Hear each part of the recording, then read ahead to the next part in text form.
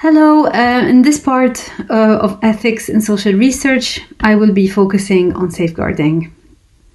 So whilst in the first session we talked about the fundamental principles, here I will be focusing more on practical steps that you need to take to ensure that your research practice adheres to ethical principles, ensuring main things such as privacy and confidentiality, and identifying the limits to confidentiality that you can provide in a research context.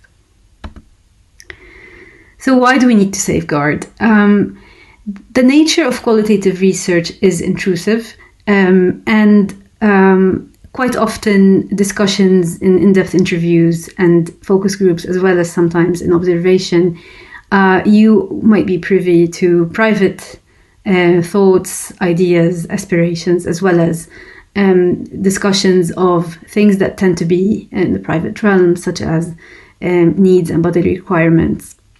And so for that reason, the possibility of causing discomfort and trauma are highly probable. Research can also re-traumatize participants.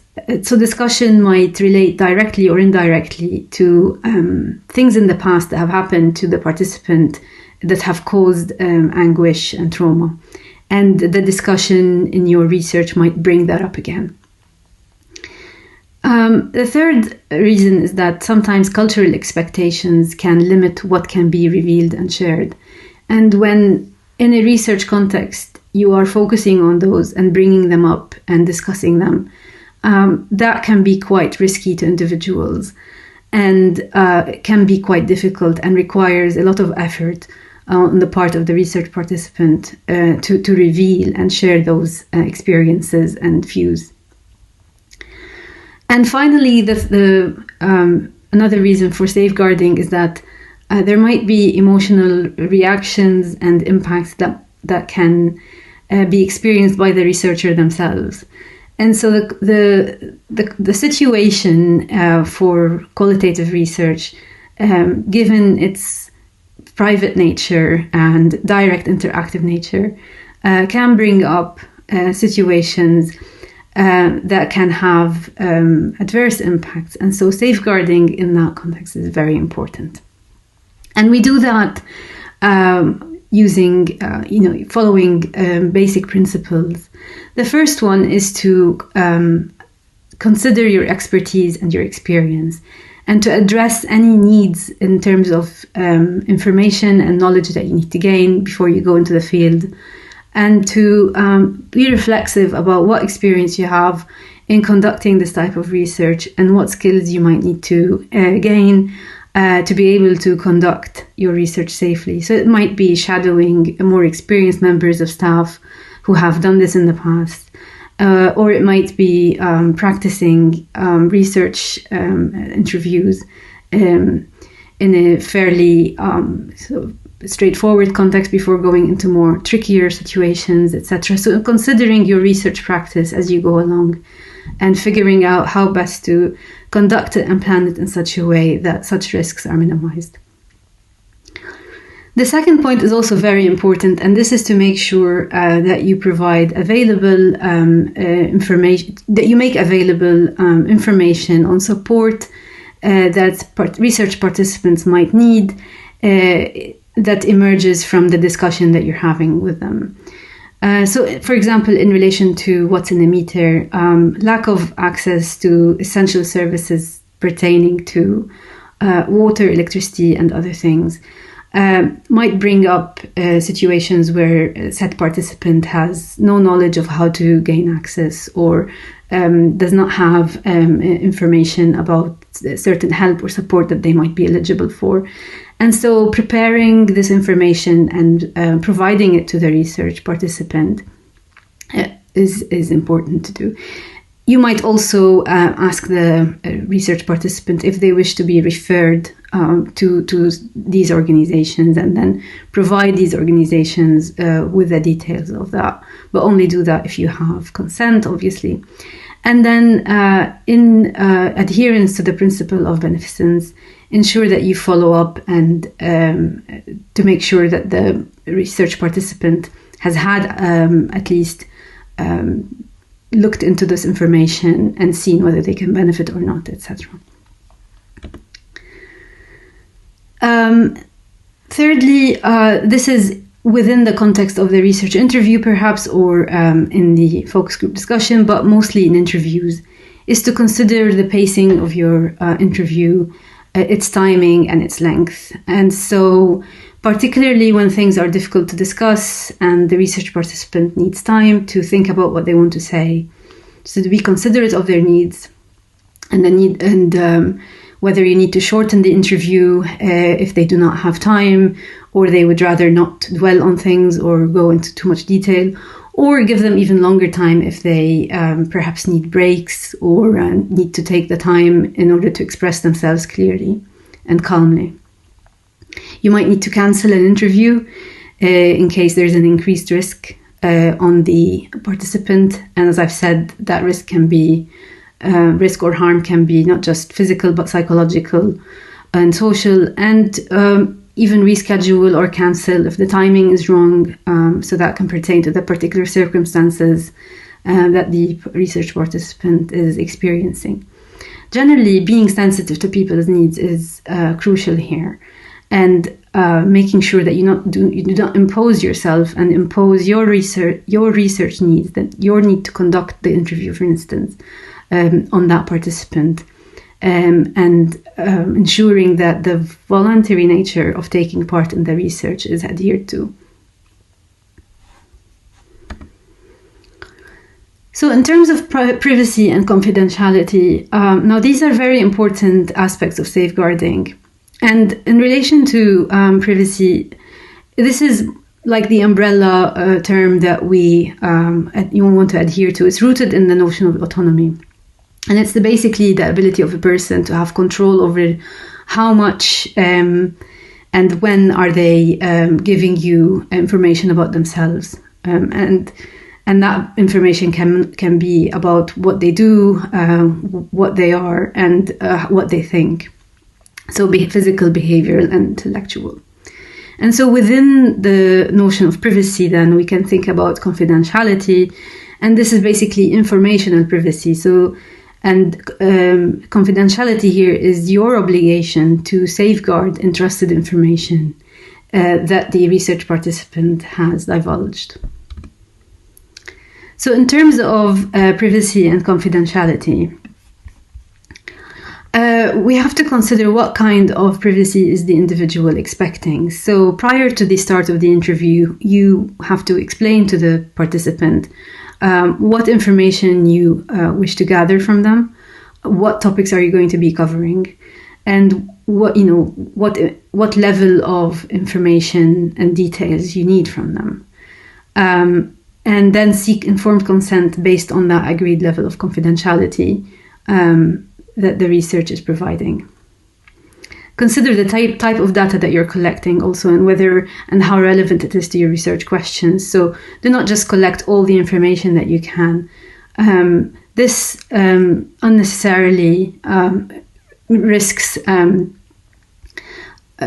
putting the participant at losing their privacy.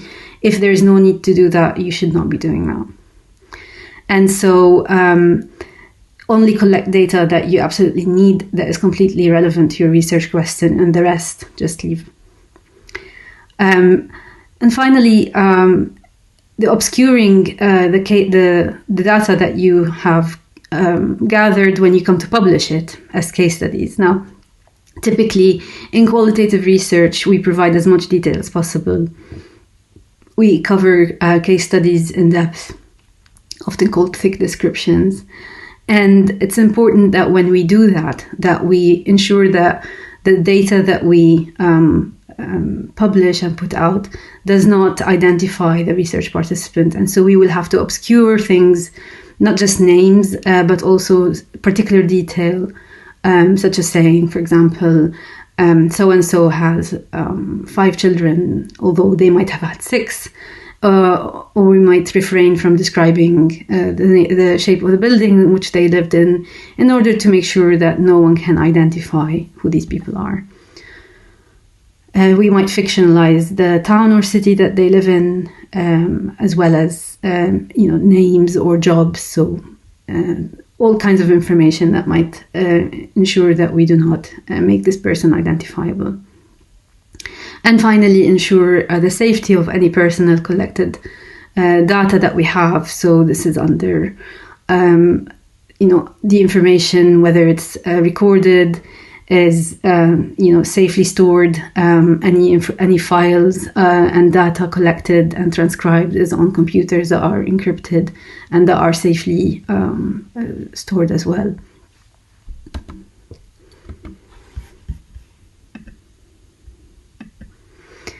So an important element of confidentiality is when we cannot provide confidentiality. And this tends to depend on where we're conducting the research and the various jurisdictions and that affect our research. So illegal actions that harm others, generally anywhere, for example, where children or other vulnerable individuals are being abused, you have to report these actions. You are under a moral obligation to report those. However, sometimes breaking the law, in some instances, you might be able to keep that confidential. In other countries where the law requires you to report that, you will have to disclose this information. And so it's important to let the research participant know that disclosing such information means that you will have to report it, and so let them know beforehand in order that they do not provide you with this information about themselves. And this should be done prior to the commencement of any interview, so that you do not break the law yourself as a researcher. And finally, a third important point where you also have a moral obligation to report, but this time you report it to support services, and in case of homicidal or suicidal thoughts and ideas that the person might have. And again, you ensure follow-up and referral to perhaps psychological or mental health support and other types of social services that might help to avoid a situation where a research participant is, could be at danger or at risk. Now, I do not expect that in the case of What's in a Meter to come across many of those examples, but you never know, and it's important to be prepared. So, what have we covered here? I'll move my face to the corner. We have explained why we need safeguarding when it comes to qualitative research due to the sensitive nature and the intrusive nature of research generally, especially qualitative research. We talked about practical ways of ensuring that safeguarding can be, we can adhere to safeguarding when conducting our research and practice and fieldwork. And the ways we can ensure that the privacy and confidentiality of our participant is secured. And finally, we talked about where we cannot provide confidentiality, namely in terms of reporting illegal actions and the moral obligation we have towards any harm being done to vulnerable individuals and any harm that the research participants might do to themselves or put themselves at risk. And so that pretty much sums up the main points that we're covering. Of course, the discussion on ethics can be very extensive, and in our discussion sessions, these will serve as basically points for further discussion. So I'm really keen on exploring that with you further on. But in the meantime, some further reading I have included here. A couple of book chapters, and the first one is a research paper considering critical perspectives on qualitative research ethics and controversies and so on. So I hope that you found these two sessions useful and interesting. I look forward to discussing a lot of those points further on. And for now, goodbye.